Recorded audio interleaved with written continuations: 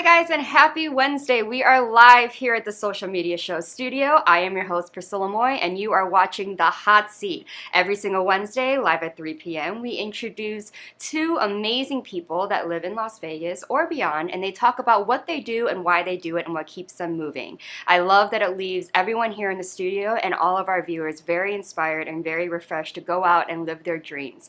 I have met some amazing talent in this city, people that are in entertainment and people who are not, but they're pursuing something and making themselves self-made and going out there and achieving whatever it is that they would like to do. Today we have two amazing guests that have a wide range of talents, and I cannot wait for them to tell them their story and everything that they've done and are currently doing at this moment. So make sure to not go anywhere, grab your lunch, grab your drinks, have a great seat for an amazing show here on The Hot Seat. So I'll see you after the break. John is an employee at one of the most famous firms in the city of New York, so his job is very hectic, and he realized that it is necessary for him to go and finally take a vacation. But he went on a vacation without planning out the details, and wasn't able to truly enjoy where he went because he had to think about so many things that he didn't plan for. Instead of enjoying his time away from work, he came back with more stress that he was not able to take full advantage of his vacation. But this year, a coworker suggested him to try World Ventures this time to make his vacationing more enjoyable and less stressful. They do not require you to plan anything outside of your transportation, which is also available at discounted rates. Your stay, your transport, and many meals are planned by the club. John liked the idea very much. He tries World Ventures, and his experience with the club was amazing, as he made many friends there with whom he had a great time. John recommends that everyone should try this club, as they are the best in business. See how the VIP-vacation-club.com can give you the right experience without all the hassle. Enjoy the VIP experience that only World Ventures provide.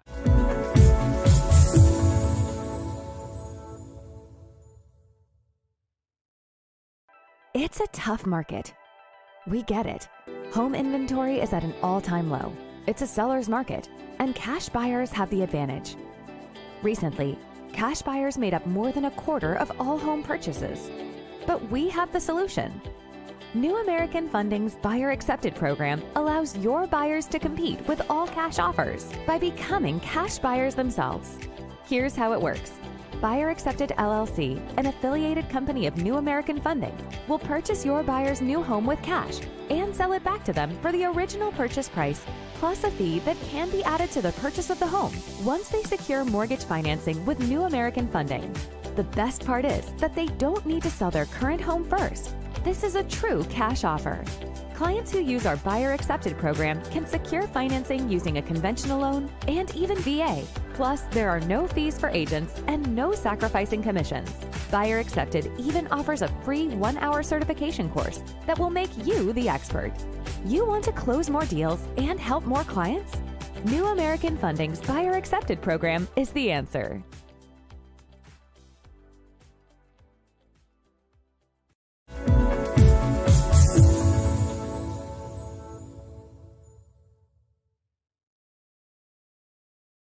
Hi guys and welcome back to The Hot Seat. I am your host Priscilla Moy and we are live in real time here at Social Media Shows. We're going to jump into our first guest. She is absolutely amazing. I actually met her on a set of a music video. But she is a contortionist, an aerialist, an amazing athlete. She has worked with Cirque, and she also is now in a new show, a horror show called Abandoned. And I can't wait for you guys to meet her. Everyone, please welcome Julia Piolanti. Hi, Queen. Lovely, beautiful. Oh, you're so beautiful. Please take a seat. Thank you for having me. Yes, you're fabulous. All this purple. It's absolutely amazing. So thank you so much for being here. You are Italian, 100%, right? Yes. You came from Italy. So tell us a little bit about your origins and you as an athlete and how that started in Italy. So yeah, I was born and raised in Italy, and I always had this passion for dancing and arts in general. So I always try to find way to like really push my boundaries and my body limits. That's why, for example, I love contortion, because it really like extend all the mobility the body can have. So I grew up in Italy, and I was a rhythmic gymnastic. That when my grandma actually, she was like, this baby, she's too active. She needs to go to gymnastics. So when I was 4 years old, my grandma, she brought me to my first class of rhythmic gymnastics, and I loved it. After finish competing at the age of 19, I decided after high school to attend a dance arts academy in Milan, Italy. So there is where I start more like acting and all like different discipline, like all kind of dancing. And then slowly I moved more into like circus performers. And in 2007 I thought I was ready. So I sent really, back in 2007, you really had to go to the post office and send your DVD to Montreal, where is the base of Cirque du Soleil. So that's what I did. I put together a little like video of me, went to the post office, sent everything. It was July 2007. And the 31st of August 2007, I had the email that completely changed my life. Cirque du Soleil offered me my first contract in a show, a resident show in Tokyo, Japan. So 2007 is the year that I left Italy and I moved to Tokyo for 4 years. And after that, I kept working for Cirque from show to show. I did 5 shows with Cirque du Soleil. Mainly traveling shows. I prefer to travel. Like you just become richer like inside, meeting all these different culture, all these amazing artists and people all over the world. That was the best aspect of like touring for sure. Last year was my last show with Cirque so far here in Las Vegas, MJ1. I was playing the Jory Diana, the pole act. And then I decided sometimes I like to, I don't know, change a little direction. So I'm a big fan of horror movie, yeah, always been since a young age. My mom and dad were like surprising me with like horror movies, and I was like, oh, thanks. Everybody, you know, loved Disney cartoon, but I was more into horror. And I guess after so many years, it turned out that maybe that was good for me because I'm an actress at the moment in this new horror show here in the Art District in Las Vegas at the Vegas Theatre Company, the show called Abandon, and it's an immersive experience between horror, there's a little bit of kinky, definitely for adult, and definitely it's a must-see show until the end of October. Yes, so that you have a lot going on and diving into a lot. For specifically what you've done when you're in Tokyo, you did win an award, yes, correct? Yeah, being in Tokyo also opened doors to other possibilities. I started doing pole dancing, and you know, like back in time, pole dancing, it was still seen a little bit as a like a adult, but fortunately, through the years, we were able to transform the discipline into a real acrobatic discipline. Yeah. So Japan at that time was really already advanced with the idea of pole dancing as like a circus discipline. So I started practicing, and then 2010 there was the World Championship of pole dancing, and I got runner-up, so I got the second. But that's a huge. But yes. Yeah. And also, let's be honest, the gold medal was a Japanese girl, and we were in Japan. So but to do pole at that level is very, very, very high athletic, and also having the grace of a dancer. It's not easy. I know a lot of people think it's very easy that you spin. Like I've seen professionals, and they're doing literally acrobats on a pole. No. It's a full workout, like 100%. You use all the muscles from the legs to the upper body, and then there's the flexibility involved, and yes, the velocity and the spin. It can throw you off balance, so that's a lot going on. And girls love to wear the big heels too, I know. That's an option, of course. But definitely, I have to say, since I started pole dancing, as a woman, I feel more in control of myself. it's a discipline that also helps you to have confidence. Mm-hmm. Yes, more than any other. Maybe also because you cannot wear too many clothes. You need the grip, the skin and the pole. So the fact that you are in short and sport bra and the heels, it gives confidence. It's very empowering. It does. And it's for all women. Yes. All body shapes, all women. Like, seriously, it just makes you feel better. Yes. Now, I remember you telling me, you know, amongst your travels and performing, you had actually gone to Saudi Arabia, correct? Recently. And you were telling me the story about how difficult it was as, you know, a performer, an acrobat, who normally wears very skin-tight clothes. Obviously, you want to see the movement of the body, and it's easier for you to flip around without all the fabric everywhere, right? So I want you to tell the audience what that was like to bring that sort of performance in a place where women are not very much allowed to show skin or do a lot of things that you could do at any other surf show. It was a challenging time, definitely. So I spent from December 2022 until the end of March 2023 between Dubai and Saudi Arabia. Dubai is still very much like Western ideas. Riyadh, Saudi Arabia, no. So women are really still considered inferior than men. Just recently, just a couple of years ago, women are allowed to go to university and to drive cars. Just really a couple of years ago. So being there as a performer, we couldn't show any skin. So we had to perform and practice with long pants, long shirts, and it was also a little dangerous because, as I mentioned earlier, sometimes you need the skin for the grip, for the safety of the aerial apparatus you are using. Being covered with so many layers of costumes that they could wrap around the apparatus or you could get stuck, and it was not fun, but I have to respect, of course, their culture and their heritage, so we all agreed to perform in this condition, definitely, but it wasn't ideal. Yeah.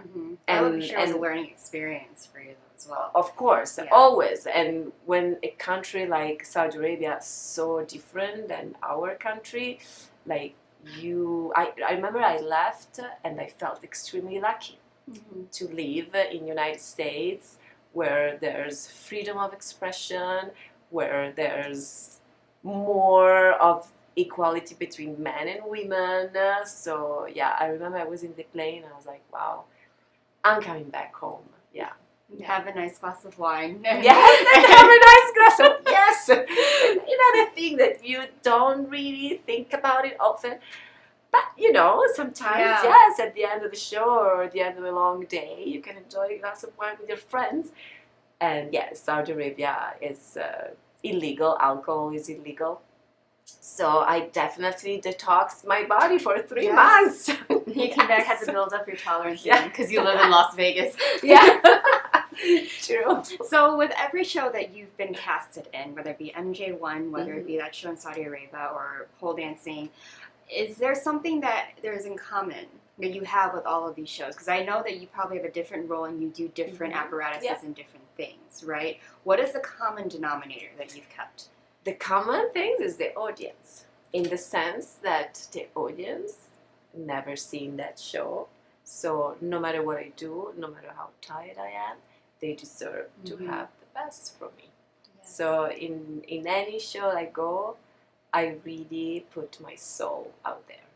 Really, really, really. Yeah. What's your favorite apparatus out of all things? I like aerial. Okay. I like to fly around. I'm much more confident and comfortable in the air than on the ground. Really? Yes.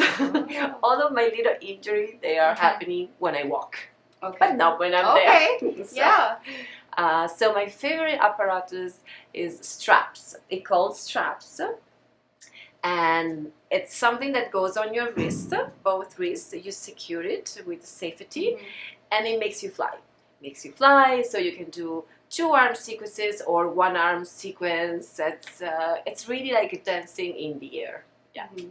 So that's How my do favorite. you maintain keeping the flexibility and ability, like, everything that you're able to do for so long after a period of time, even through injuries? And I'm sure you want to continue performing and continue doing all your contortion. I'm sure a lot of it's muscle memory, but you still have to condition yourself to do, especially new shows. Like the next show you'll do will be something completely different choreography, different apparatus for you, different, physical demands.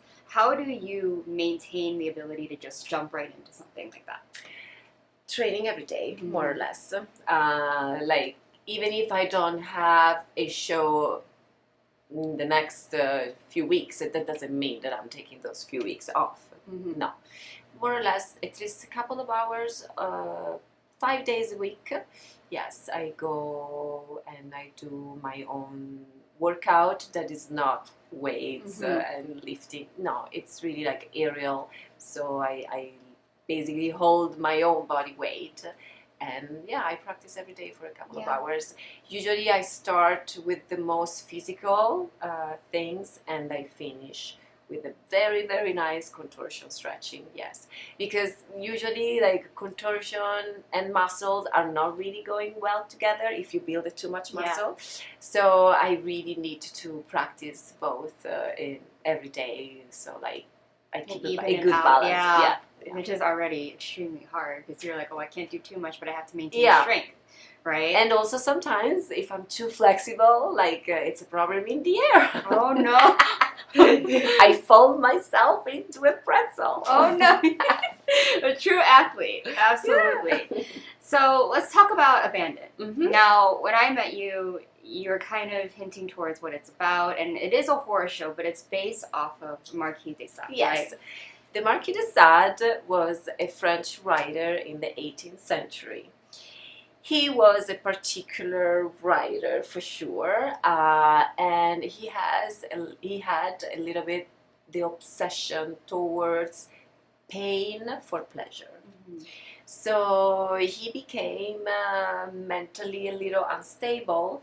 They put him in an asylum where he spent the last year of his life, and that is where he wrote his most famous book, 120 Days of Sodom.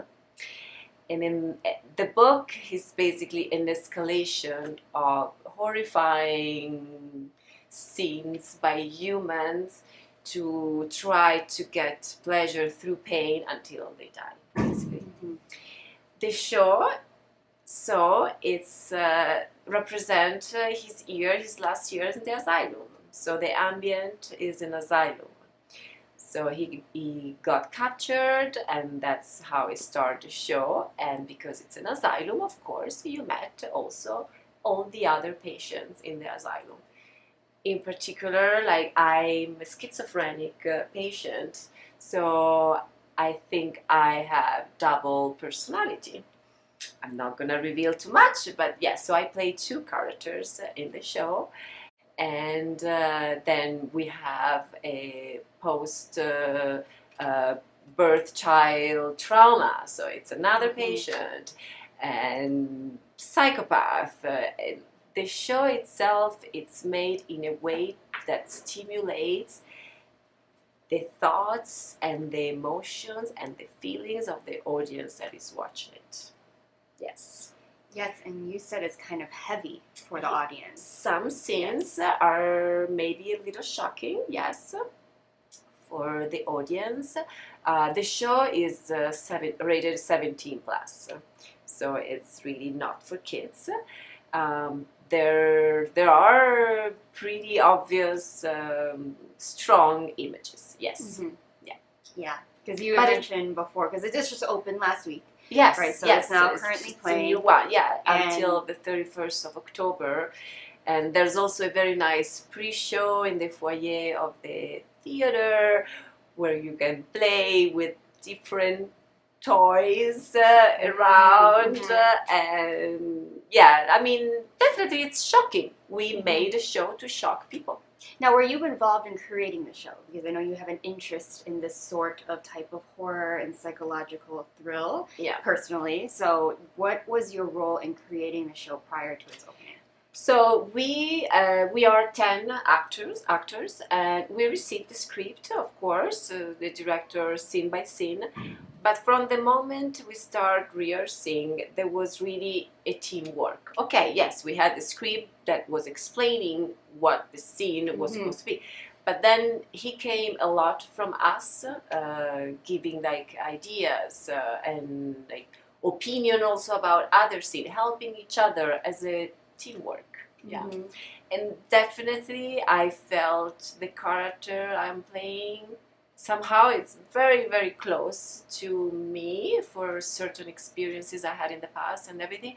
So I don't know, it just suit perfectly for me.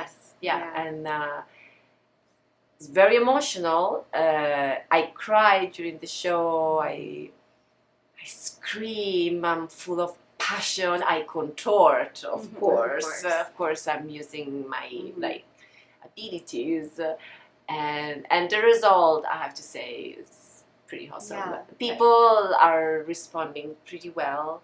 I really got amazing comments and compliments. Some people at the end of the show, they came to me and they were like, thanks to you, I felt compassion, I felt anger, I felt revenge, and I felt love. Yeah. All thanks to you. So that's, when I received this from the audience, that's the best gift I could have had. That's the best thing that you could do, Yeah. because as a performer, right, Yeah. you want to be able to make your audience feel something or leave with something, Drag the audience with me. especially with something so dark. And Yeah. you're kind of on the verge of how are people going to receive it? Are they going to understand? Do they get the art behind Yeah.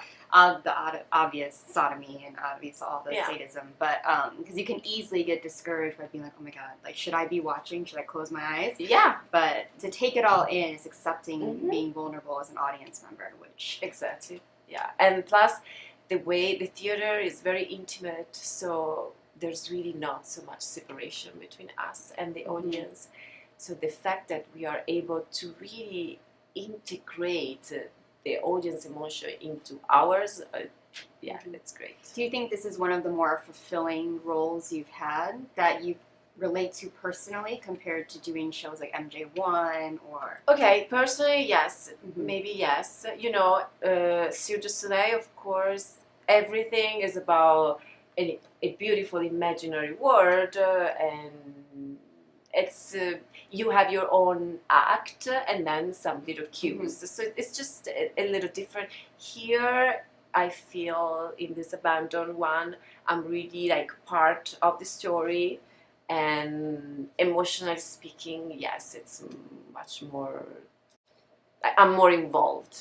But like, for example, with Cirque, I did, as a main character, one touring show about Avatar, took the first flight. So I actually met James Cameron, and he was so happy about my accent. Nobody's happy about my accent, of course, but James Cameron was really happy because I had to talk Navi, the Avatar language, in the show, and he was like, oh, your Italian accent is perfect for talking Navi. So with him also I developed a nice like acting skill during the show. That was a different Cirque du Soleil show than the others I did, because I was a character, so it was a story. I was present almost through the whole shows. Yes, I had my solo moment, but then I was always on stage, being a beautiful blue cat. And with James Cameron, I want to know, you wore the heart of the Yes, ocean yes. from Titanic, because she met James Cameron, she was James Cameron, she was able to wear the necklace in the movie, which is absolutely amazing. Yeah. So We were in LA performing with the Avatar show, so James Cameron invited me and the other main character of the show to his studio in Malibu. One of the best day of my life, because like, okay, I love movies, and everybody loved Titanic. When you enter in the studio, you have the big Titanic there. You even have the car. You remember the hot scene? the hot scene, the car, he's got the car. You have the car with the handprint of Leonardo Wow, DiCaprio. really? It's It's still there? Yeah. They didn't clean it. It's there. And then, yes, the necklace. So I wore the necklace, and Wow. I'm also a big fan of aliens as a like science fiction horrors. And James Cameron directed Alien 2. So there was a big alien there in the studio, and also Terminator, because James Cameron directed Terminator. So no, it was like, for me, it was like a... That's an amazing experience. Yes. Once in a lifetime experience. Great. No, it was a wonderful experience. And he's so humble, and Yeah, he's so very he's intelligent too. James very Cameron's very intelligent and funny. Yeah. It's a great artist. That's amazing. So let everyone know, where can we get tickets to Abandon? So the theater where we perform is Vegas Theater Company. So you can go to vegastheatercompany.com or the Instagram page that is Vegas Theater Company, and there's the link to buy the ticket for Abandon the Marquis de Sade until October 31st. Yes. Yes. Now, what are your goals as a performer? After this ends, do you plan on performing for other companies, or do you plan on one day in Vegas having your own created show as a performer, as a creative? I definitely, well, of course, sooner or later, my body probably is not gonna be so dynamic anymore. So for sure, I'm gonna have to change a little bit direction. And yes, I not necessarily have my own show, but I would like to be in the creation and like producing something different, follow the artist. I would like artistic director, like a position like that, where I can like help the artists grow in their own artists. And like, I would like to use my experience for the young artists that are coming. Yes. Now, there is one question that I ask every guest that I do have, and it kind of sums up them as a human being as a whole.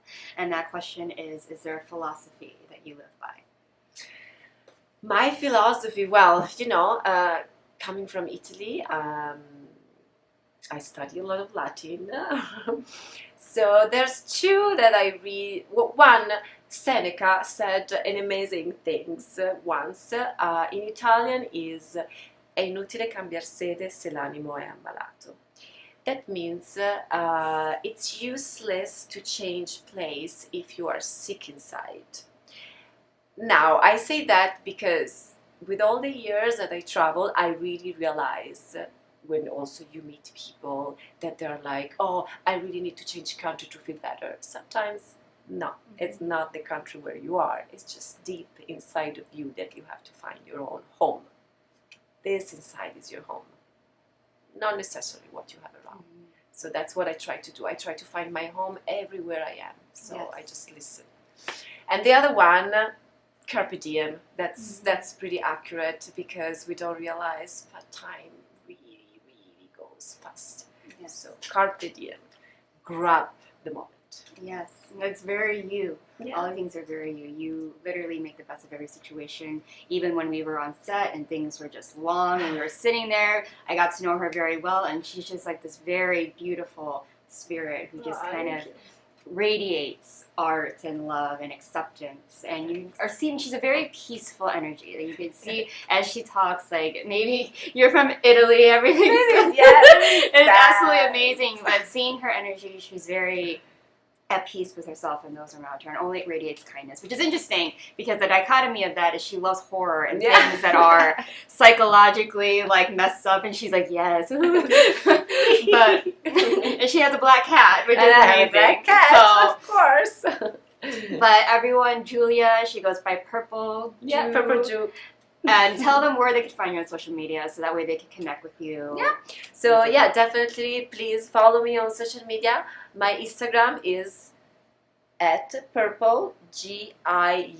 Purple Jew. Because my name, Giulia, is the Italian one, is Italian way, so it's Giulia and not J. So Instagram @purplegiu.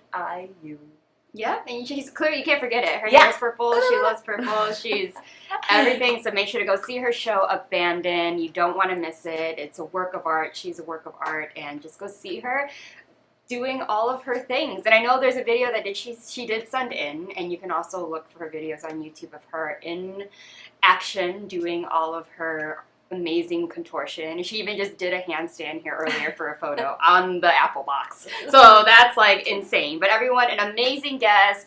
Julia, everyone, a round of applause. Just absolutely fantastic. Thank you so much for coming here. And when we come back, don't go away because we have another amazing dynamic guest for you. So stay tuned.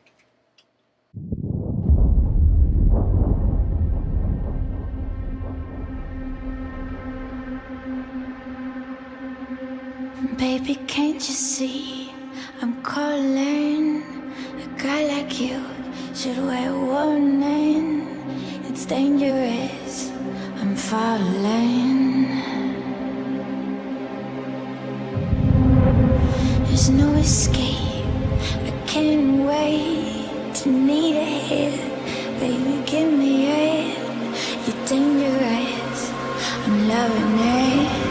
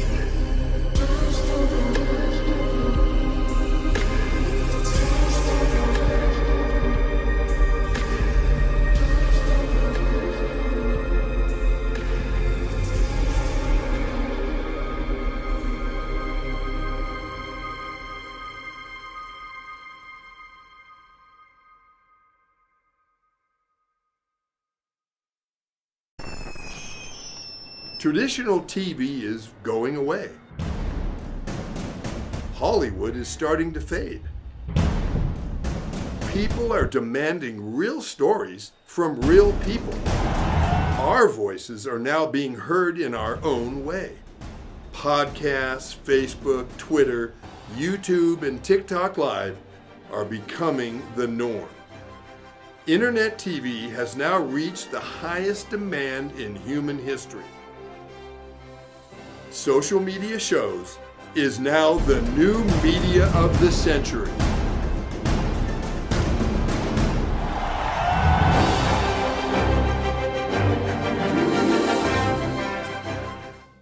Films is a full-service production company that provides motion picture quality content and production services for use in the film and TV industry. Looking for a seasoned crew, high-quality equipment, or other production services for your film, TV, commercial, corporate convention, sports, news, or interview project? Your search stops here. Some of our projects include NASCAR, American Restoration, Pawn Stars, Counting Cars, Top Chef, BattleBots, Forge and Fire, and Street Outlaws. We have also produced over 60 feature films and documentaries. We're ready for all your needs. Whatever your project, whatever your budget, big or small, Got Films got you. GotFilms.com. Hi guys, and welcome back to the Hot Seat. I am your host, Priscilla Moy, and we are here live in real time at social media shows. I hope you enjoyed that amazing and gracious interview with the beautiful Julia. Everything about her just radiating positivity and talent and art. But we are going to switch over to another talent. Now, he is extremely dynamic. There's so many things to unpack with him. He's an MC, he's a host, he's like a journalist in so many ways. He's a world traveler, he's an adventurer, he's an actor, a photographer, a voice actor, everything that has to do with a microphone, I'm pretty sure he has done. So everyone, please welcome the amazing and professional Madison Alexander. Let's go. Hello. Let's go. Priscilla, nice to meet you. Nice to meet you. What an honor. Great to be here. Yes. Appreciate you. It's an honor to have you here. I'm like nervous, like, oh my God, we have an actual like host and TV personality for like over 20 years. And I'm like, oh God, he's going to be like, this girl is a noob. Honestly, you did so well. I was listening to your last interview in the back. It was really great. And like when you did the, lead up to it, there was like no stumble. It was like a one take wonder. It was definitely impressive. So yeah, and I pull that out every time. I'm like, I don't plan it. I know sometimes like, you probably know it's worse when you try to plan something and not as genuine. I'm totally. And I think the anticipation of stuff can get to you sometimes. So like being in the moment, so a lot of times just kind of reads better for people. It feels more authentic. It comes off better. But there's a time and place. Sometimes you want to be memorized, but you know, I think you being in the moment, impromptu, is about as good as it can get. That was Thank you. So now you're a West Coast guy. You've been, California and Vegas. You've been here for quite a while, right? And I know that you've always been into media and communications. That is, I believe, what you had studied here at UNLV. Correct. So tell us where that love for all of this came from. Great question. So to be honest, I feel like I was truly born to do what I do. And I think it started at a really young age. So the first example that I had in my life, and by the way, what I do for a living is I run my mouth for a living, I engage audiences, I make people shine.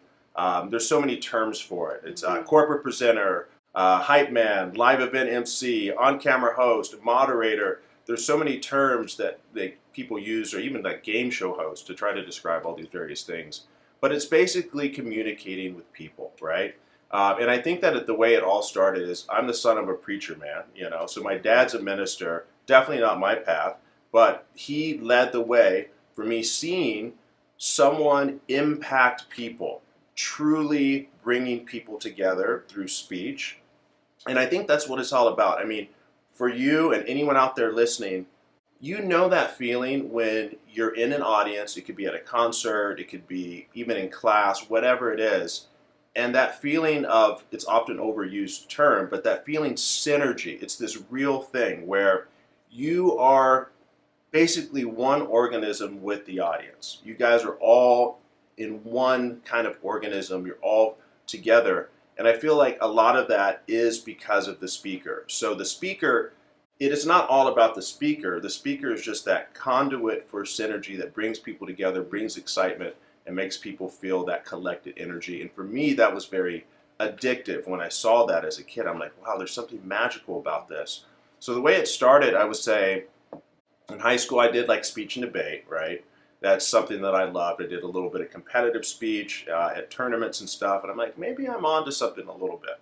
And then what really kind of changed my game, I think, and really got me thinking, when I was in 10th grade, I was not the most popular guy at school by any means. Like, I was a pretty outgoing person, so I think most people knew who I was, but I certainly was not in the most popular group. And I've, another thing too, is I've dealt with my whole even career. Even as a kid, I had social anxiety, all these type of things, but I still had this desire to communicate that would, inspire me to go over my fears, go past my fears. So in 10th grade, a buddy of mine came and was like, "You should run for class president. You should do it." I'm like, "Really?"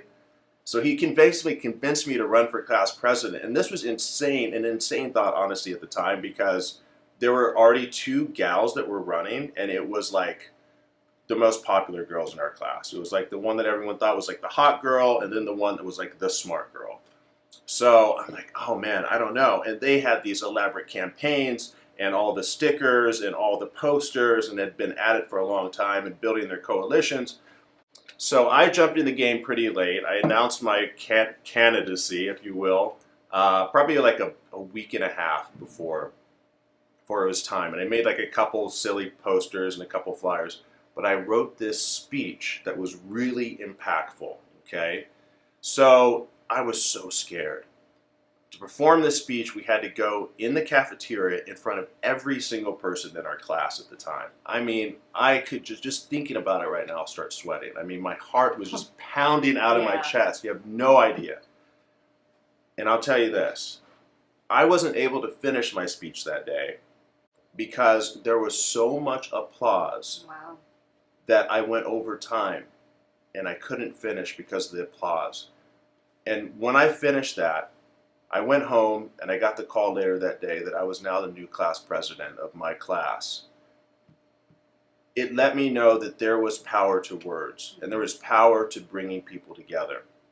And that's what really inspired me. So later on, I was doing a lot of random jobs. I was doing high-end fashion when I was, young. I thought I was going to be like merchandise marketing. I thought I was going to be in the marketing side of fashion. I worked at a sales associate at Gucci and Armani, and I was at Gucci and the Bellagio like three months after they opened. And for me, that was like, wow, this is, really cool. And I was just kind of learning how all this stuff worked.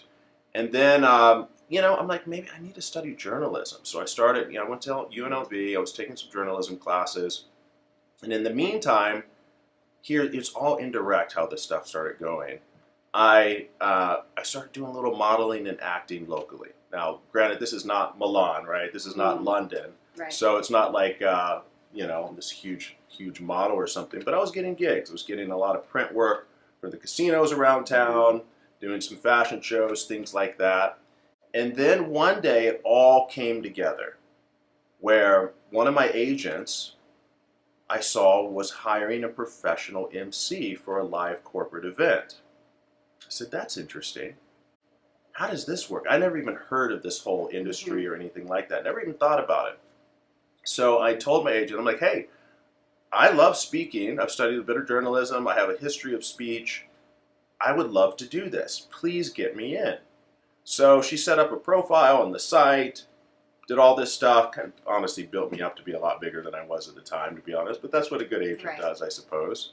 And I got lucky with my first job almost 20 years ago speaking, and it was for Samsung at CES, the big consumer, electronic show. It's the largest trade show in North America. And I got to do the main speech in the big booth where they're showcasing all the new stuff. And that was my first time speaking for money. And since then, it's taken me all over the world. It's taken me all over the U.S. And I've been able to impact and connect with, at this point, tens and tens and tens of thousands of people. And it's a true passion for me at this point. Oh, yeah. It's a passion. It's a passion. You have that kind of voice anyways that you would hear on the local news channel. And then a question I want to have for you is, I've met people who've done radio hosting and things like broadcasting. And you kind of stuck more to hosting, game shows, live presentation, things like that, television. For you, why did you go down the path of a reporter? What's the difference for you, and where does that love for choosing this side of journalism, as we might call it, versus going and just being a straightforward reporter, newscaster, things like that? It's a great question, to be honest with you. I became jaded with the industry of journalism. I started learning, I love the concept. I had these delusions of, not necessarily delusions of grandeur, because it could have happened, but what I imagined journalism to be, I was like, I'm going to be a war journalist. I'm going to be embedded, I'm I'm going to have the Kevlar on, I'm going to do this, or, you know, I'm going to expose some big corporate speak like Enron or some corporate secret, or, you know, something that really changes the world, like big tobacco or and this type of thing. And as I started learning more and more, I realized that the path to get there was there's a lot of drama. There's a lot of there's a lot of I don't want to speak too negative on it, because a lot of people have gone through that path and gone far, but it's a lot of politics to get there. And a lot of it is like, oh, move to Nebraska and, you know, small market and work the graveyard shift and make $20,000 a year perhaps, and hopefully you can eventually get somewhere. So once I saw that was how the industry worked in a lot of ways, I was like, I think I just lost interest in that. Lost a little interest. But when one door closes, another door opens. If you're really passionate about it. So I'm fortunate. I feel very fortunate that I didn't go on that path. But who knows? You never know. Maybe it goes, you know, you 180. Have a segment on a new show. You never know. That can keep your own. Because you're able to maintain your own personality right now. Like when you do a lot of the hosting, you go on television, you do a lot of things where you go places, you're interviewing them as yourself versus under maintaining a very strict, you got to say it like this, there's no sort of, you know, expressing you as a person instead of that. So maybe I feel you're very boisterous, you're very dominant. I feel like for you, this is a great choice because you still get to travel and do a lot of things that a lot of journalists get to do, which is going to other countries and getting the news right then and there. You've gone and with celebrities and going on their tours, a lot of that stuff. And what has been the most impactful interview or job, something that you've done where you've taken a lot back and kind of defined your career as a whole? I think there's been a lot of those, to be honest. And in fact, after you do this and you've been in so many cities and so many shows, a lot of it starts running together.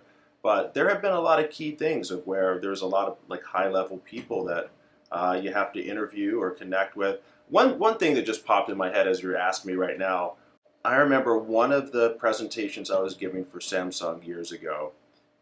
They told me that Sergey Brin, the co-founder of Google, was about to come to my presentation.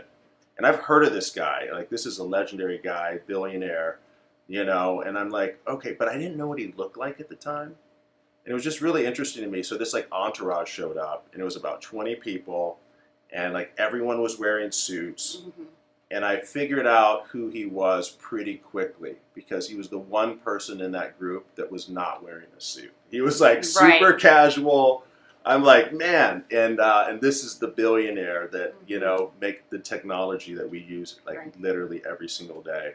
That's really wild. But there's been so much stuff, interviewing like NFL Hall of Famers, like Steve Young and Troy Aikman and Michael Irvin and a lot of these guys. Introducing big CEOs of companies, Fortune 100 companies, like the CEO of Cisco I just introduced a couple weeks ago. There's just so many people like that that I've been able to interact with, and my life in general has kind of been around that. Like I used to be a model for will.i.am, you know, from the Black Eyed Peas. For his clothing line, I was like their main model for a while, and I was able to, you know, work with Michelle Pfeiffer, like helping her pick out outfits and stuff like that. So there's like a lot of name dropping type of stuff that I can do. But to be honest, I think the most impactful stuff for me is to bring excitement to people and make them the star that normally wouldn't be. So I like a lot of audience interaction. I want to know where people are from. I want to hear their stories. I want to, you know, go back and forth with them, make them shine, find out their name, you know, throw back to them later, you know, in the show. To me, that's the fun thing, because we already know these other people. You know, you can just Google some of these names and it's already there. But when you can make just a random person in your audience the star for a while, that's the key. And that's a ton of fun, you know. One thing that just comes to mind real quick when, I don't know, just memories of things that happen out there, is I think that's what's really important is it's about oftentimes to me when things go wrong, not when things go well. So one of my favorite memories is just a low-key thing. So I was in Cologne, Germany, debuting some new camera technology. And this was very much high tech, like big deal stage. It looks like the Apple premieres where they're gonna, premiere all their stuff. They have a huge screen and you're standing there. And I had a co-host as well, but I was the first one to go. All the media sitting there, all the cameras are there. Everyone's waiting for this big product reveal. And we're set up, we're ready to go. And I step on stage and I start speaking and everything behind me freezes. The entire massive screen setup completely freezes. And we're there. So in a moment, I just took a second and I said, hey, we're having an issue with our screen. Why don't I just sit here and tell you about this awesome technology, and then we can see if we can get this back up. So for the next 15 minutes, I just started talking randomly about the things that I knew off my head. It wasn't off the teleprompter that we had. It wasn't any of that. Just tried to make it shine, tried to have a laugh about it, tried to be human about it. And then before you know it, co-host jumped on. He jumped with me. We, bantered back and forth. And then they eventually had the show back up. Fast forward 2 years later, I'm at a trade show in San Francisco for a completely different client, completely different reason. And this random dude comes up to me and he's like, you're that guy in Germany. When everything went wrong and you just made the show happen. That was so cool. And he was like really congratulating for me. To me, that was almost like, of all the celebrity stuff and all that stuff, that was like my biggest moment in my career, because it seems like, God, life does not always go according to plan.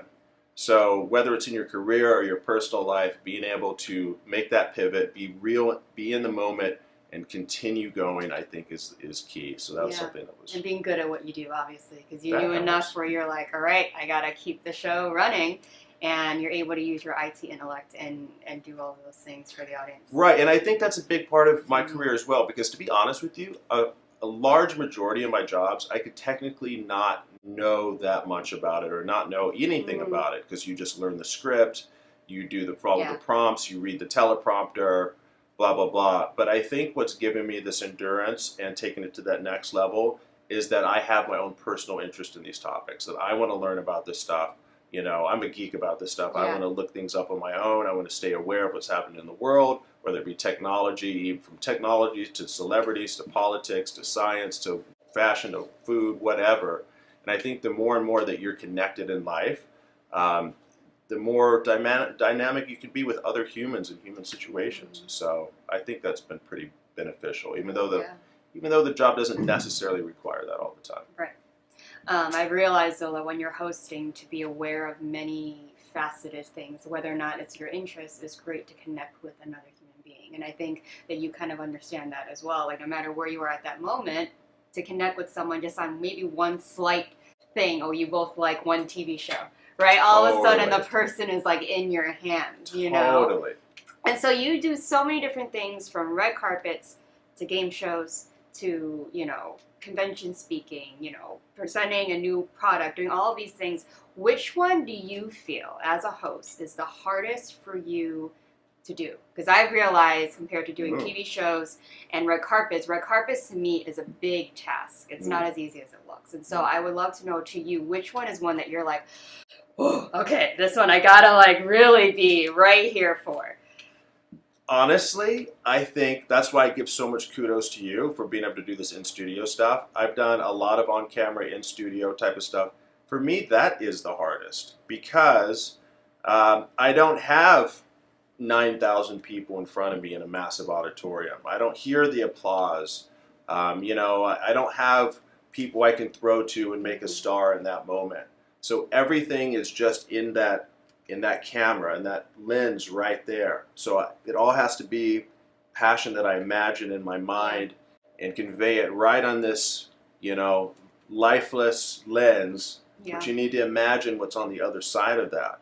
So that, for me, I think, as being a live guy, is something that I continually work on, and that's the thing, even when you're on camera, you are connecting with people. It's just a different way, right? Yeah. You have to know on the other side of that, it could be even more people than 9,000. It could be hundreds of thousands. It could be millions of people.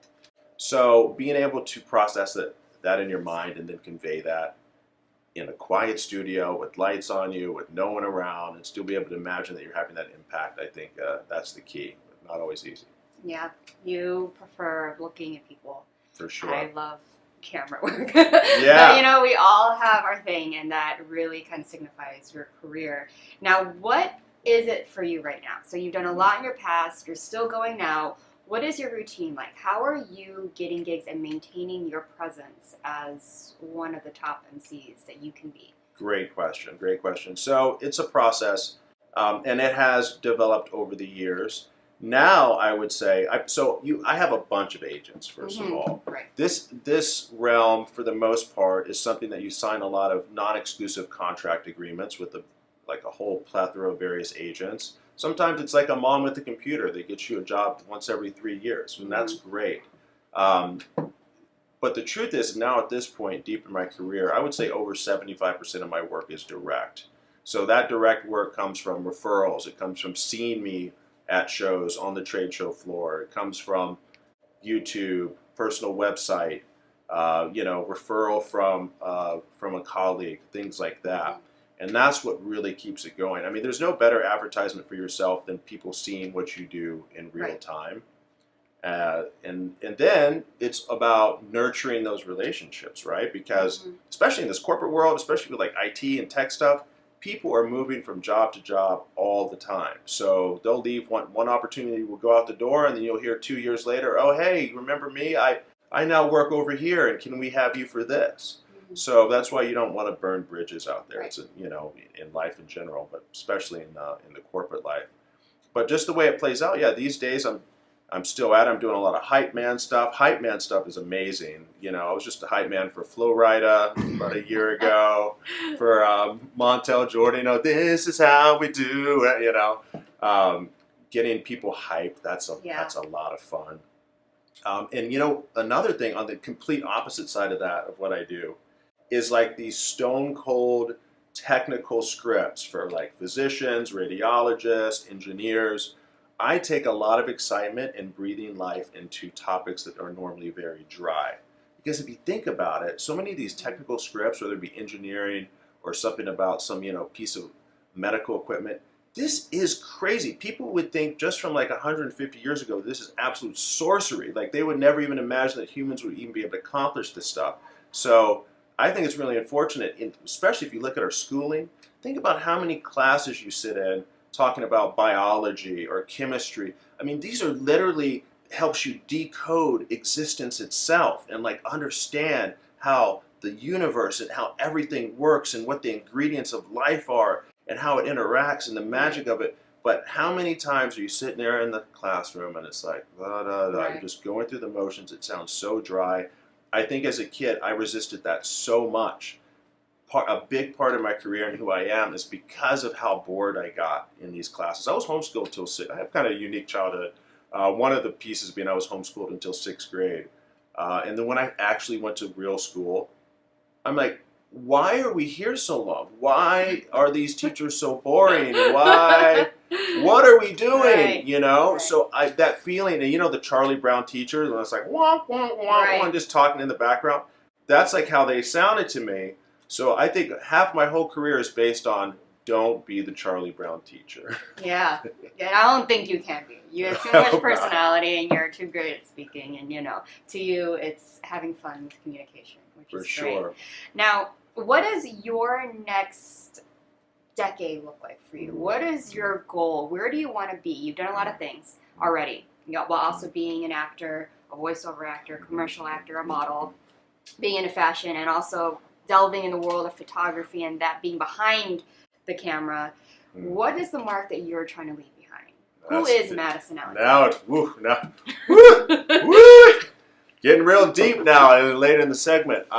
It's a really good question.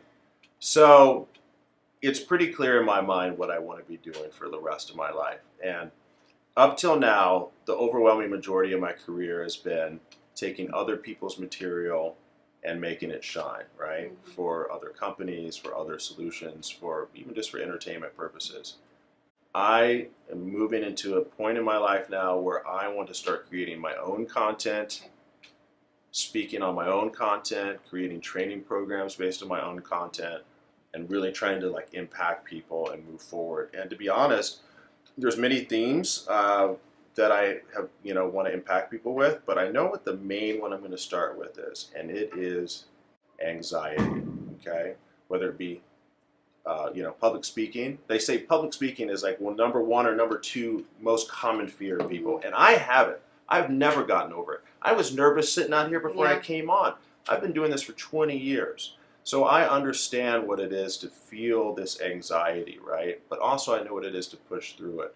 So I want to help people where it be from a sales point of view. A lot of people get anxiety when they're trying to do sales. People get travel anxiety. My goodness, I used to have so much travel anxiety. The idea of, I've taken so many international flights. Even just Airbnb. I've stayed in over 70 individual Airbnbs. I've stayed in hundreds of hotels. I've been to almost 30 countries, tons of repeats. And before I couldn't even sleep on a plane or basically use a public bathroom. It was all like freaking me out. So over time, I was able to confront those things and kind of build upon them. And here we are today. So I feel like I can help people with that stuff. Anxiety in relationships, intimacy. All these things, these are all things that I've had anxiety about, and it probably will never fully go away, but I've been able to confront those things, and I think I have some tools and some stories that will help people in the process. So that's hopefully what we can do. Hopefully have fun in the on the world. You're teaching your way through multiple ideas and situations. Totally. And those things. And in the past, I've done a lot of volunteerism, and and to be honest, when COVID hit, I think I got more internalized, and that's one of the things that now I'm like, dude, you need to get back in the game. I used to volunteer my time a lot and be part of a lot of nonprofits and things of that nature. And to be honest, I haven't been doing it as much lately as I would like to. And so time to get back in the game a little bit. I think this interview has helped you be inspired again so. to go do these things. So you've heard with my other interview, I always ask the final question for all of my guests. Yes. Because I love having it sum up everything that you had just talked about and kind of inspire our audience. Awesome. And that question is there a philosophy that you live by? I think there's probably several, but I think the main thing kind of ties into what we just talked about, and I would say, don't let fear be your boss. Mm-hmm. Don't let fear be your boss. It's just one voice of many that are in our consciousness, in our brain, in our body. Just like when I was going for that speech that I said that I won class president, or my first presentation that I did 20 years ago, the anxiety and the nervousness inside me, it was overwhelming. Mm-hmm. I mean, literally hormones, testosterone, all the different cortisol, all the different epinephrine, all these different hormones your body produces, and stress is all there. But there's also another voice that likes to do it, that feels like you achieve something when you move past that. Let that voice be your guide. Don't let fear be your boss. Let it be just another voice in there to evaluate, and you get to choose if you're going to let that take front stage or not. Yes, I absolutely love it, because that's how you overcome every single thing. And talking in front of people, that is a fear within itself, and you do that every single day. So it's been an honor having you here. Please tell everyone where they can find you, where they can reach out, ask questions, inquire about a job, etc. Absolutely. If you're doing the social medias, you can see me at Madison the Host, Madison the Host, all one word. That's Instagram, that's Facebook, that's Twitter, now known as X, obviously. On YouTube, you can find me at Mr. Madison LV, Mr. no dot Madison LV, like Las Vegas. Or actually, I think it's Mr. Madison Alexander, pardon me, Mr. Madison Alexander, Mr. Madison Alexander. And check out my website. That is also MrMadisonAlexander.com. Feel free, holler at your boy, and hopefully we can bring some fun and some connection to your audience. He's very easy to find, guys. When I did my research, all his stuff comes up, and one will lead to another. So you can't miss him. He's actually like Madison Alexander the Great. So, Alexander the Great. It's your new nickname. That is very nice of you. But thank you so much. It's an honor being here. I hope that you enjoyed this interview. I enjoyed you here. It's a pleasure having someone at his level of doing what we're doing here, sitting here, enjoying his time and being interviewed. You're It's a amazing. lot different for a host. Thank you so much. You're amazing. Oh, stop. Hope we can do it again. I You're know. so I good. hope so. I'd love to have Look you at back. the fit too. You guys see It's the fit? Halloween. I should have worn something different. It's Yeah. amazing. It's awesome. But everyone, don't go anywhere. You know I'm not done talking. But everyone, please round of applause for Madison Alexander. Hype him up. Let's be his hype man. And when we come back, again, like I said, my mouth will still be running. So do not go anywhere. Hello, everyone. This is Joseph Skoda with Social Media Shows. Well, I thank all of you for your support through these last several years, and it's been a lot of fun. We've given people a voice they never had before. Now, Social Media Shows is always collaborating with our veterans to help them do things and help out the veterans who are struggling today. And we teamed up with GI Connections, connecting veterans with resources. So please consider helping and donating to this great cause because we're always doing things for veterans. So GI Connections, Social Media Shows, and you is what makes the world a better place. Once again, Joseph Skoda, proud United States Air Force veteran.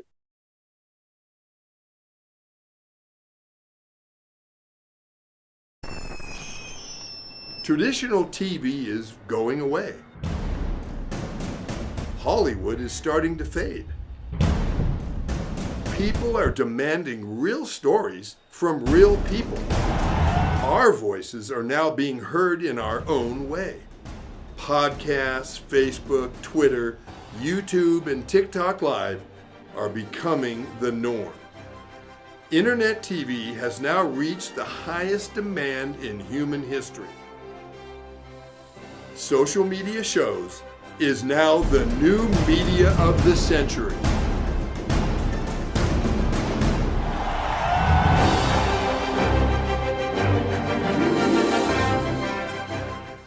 Hi guys, and welcome back to the Hot Seat. I am your host, Priscilla Moy. We are live in real time at Social Media Shows, the studio, the one and only. Thank you guys so much for watching. This episode was absolutely amazing. I enjoyed every second of the interviews that I had with both Julia and Madison. It was absolutely so insightful. Two completely different energies, but both in their own way, extremely, extremely liberating and inspiring. Like, I learned so much just sitting here listening to them. Even though we all do completely different things, it's just absolutely stimulating. So I hope you guys really follow them, really support what they do, watch what they do, learn from them, and reach out to them. If you do what they do, if you're into aerial and performance and contortion, or you're an athlete, Julia will 100% respond to you and help you in any way that she can. Or if you're looking for someone who could do that and you're casting, she's a great person. And Madison, obviously, if you need a presenter or an MC or a host, that type that he can bring, hype man, that's very him, he's the one to go to. Or if you want to learn from him, as you can see, he's very susceptible to teaching and impacting others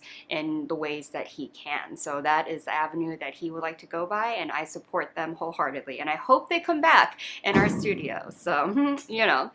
Anyway, so moving on, I always like to mention that we do always have openings for sponsors for any of the shows here at Social Media Shows. It's not just any of mine, but all other shows that you might enjoy, that you watch religiously. You can sponsor any of those. And that email address is admin@socialmediashows.com. And that email is going to be the golden ticket to everything that is this studio. So whether you want to sponsor a show, or you have a question or an inquiry, whether you want to host a show or have an idea, that email address is going to be what you're going to reach out to. Along with being a guest, there are many shows, not just mine, that might have some guest appearances as an actor or whatever, as a talker, a speaker, a guest, or something like mine where you want to tell your story and be interviewed by me. You can submit all your info. Please tell them what show you're reaching out for, whether it be the hot seat, whether it be the morning show or a spotlight, whatever the case may be. Please state that in your email along with a photo of yourself and who you are, your bio. What is the purpose of you being here and why? How did you hear of us? We also love that too, because we love that our reach is going far and beyond, and love seeing how you came across us, whether it be you know one of us or you just happen across our show, because it's amazing, obviously. So as you can see, we're here, we're loving it, we love every episode, and I love getting to talk to you guys and reaching you guys at home. From here on out, you will be seeing me in Halloween looks. because it is October and it's my favorite holiday. So my choker, I just want to tell you guys because you're staring at it like, what is that? It says Hell Admit 1 and it's a little ticket, like a little box office ticket because ooh, we love it. We love it here. We love being crazy. So thank you guys so much for watching. Please share this video and please share these interviews. Please reach out to these people. Support them, support them, support them, support us. Wait a minute. Let's not pretend this is not about us too here at Social Media Shows. Support us. Do everything that you can to make sure that the hot seat is #1 because we are. Or me. Anyway, but like I said, happy October, and I will see you next week here at the Social Media Show studio. Mwah.